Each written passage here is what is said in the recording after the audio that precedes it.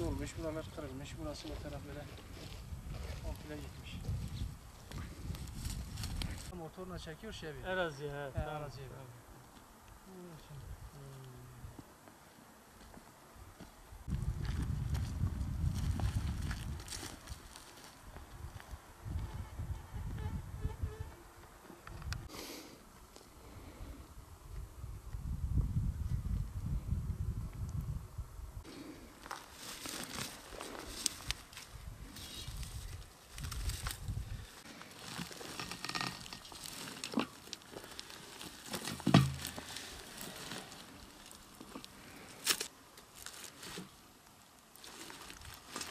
Kaç metre?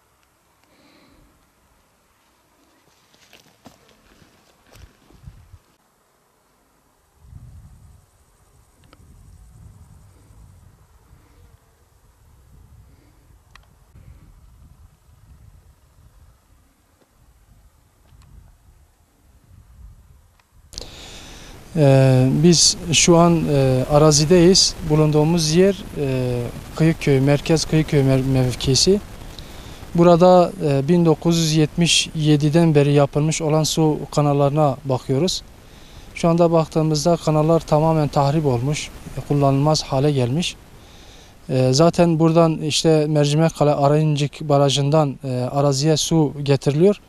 Bu bozuk kanallardan gelen su neredeyse buraya yetişinceye kadar %50, %40'lık oranda bir kayba neden oluyor kanalların bozuk olması. Şu anda önümüzdeki yıllarda araziye yeraltı sistemi kanalı yaptırılmak üzere bir proje başlatıldı, bir çalışma başlatıldı. Bu projenin 2025 veya 2030 yıllarında bitirilmesi düşünüyor. Fakat bu projenin daha erken bitirilmesi gerektiği düşüncesindeyiz. Şu anda Alparslan 2 barajından Muş merkeze içme suyu hattı çekiliyor. Elbette ki Muş merkezin bu su hattına, içme suyuna ihtiyacı çok daha fazla. Bizim düşüncemizde her ne kadar Muş merkezin bu içme suyu ihtiyacı ne kadar gerekliyse, elzem ise Muş Ovası'na taşınacak olan, getirilecek olan yeraltı su sisteminin de en az o kadar elzem olduğunu düşünüyoruz. Dolayısıyla bu yapılacak olan, gerçekleştirilecek olan projenin 2025 yılında en geç bitirilmesi gerektiği kanaatindeyiz. Bu süreç daha fazla uzatılmadan ovanın suyla buluşturulması gerekiyor. Şimdi vatandaş su kanalından su alamadığı için ya tahliye kanallardan veya sontaşlardan su alıyor.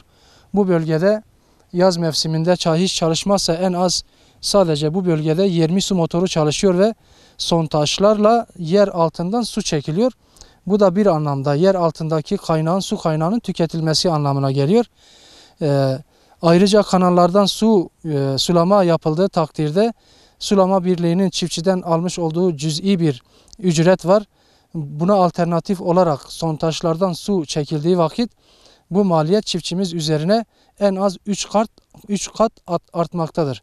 Dolayısıyla bu da çiftçimizin sırtına yük olarak bindiği için çiftçimiz de yaptığı çalışmada, üretimde kazanamadığından dolayı yapacağı işi de sevmiyor ve dolayısıyla yavaş yavaş çiftçilik de bırakılıyor.